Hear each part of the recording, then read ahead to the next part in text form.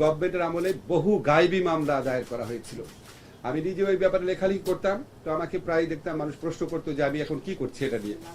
আপনাদের প্রথমেই বলি, আমরা এই উদ্যোগ গ্রহণ করতে দেরি হয়েছে কারণ গত সরকারের আমলে যে 4-4.5 হাজার পাবলিক প্রসিকিউটর ছিল, তারা এই 5 আগস্ট গণ অভ্যুত্থানের বিজয়ের পর তারা সবাই পালিয়ে গেছেন।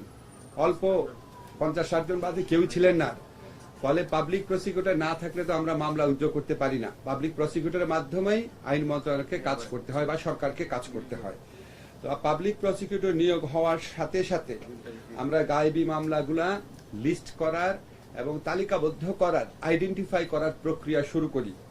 এই প্রক্রিয়ার মাধ্যমে আমরা ইতিমধ্যে 25টি জেলায় 2500-এর বেশি মামলাকে গায়েবী মামলা হিসাবে আইডেন্টিফাই করতে পেরেছি।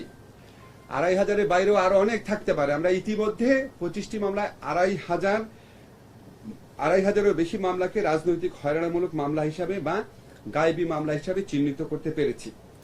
আগামী 7 দিনের মধ্যে মামলাগুলো প্রত্যাহার করার উদ্যোগ নেওয়া হবে।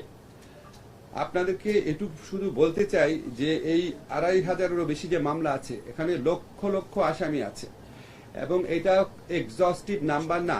আরো অনেক জেলাতে আরো অনেক মামলা আছে এবং 25টি জেলাতেও আরো মামলার খোঁজ খবর নেওয়া হচ্ছে। তো আমরা আশা করছি আমরা ফেব্রুয়ারির মধ্যে গায়েবী মামলা প্রত্যাহারের কাজ সম্পন্ন করতে পারবো।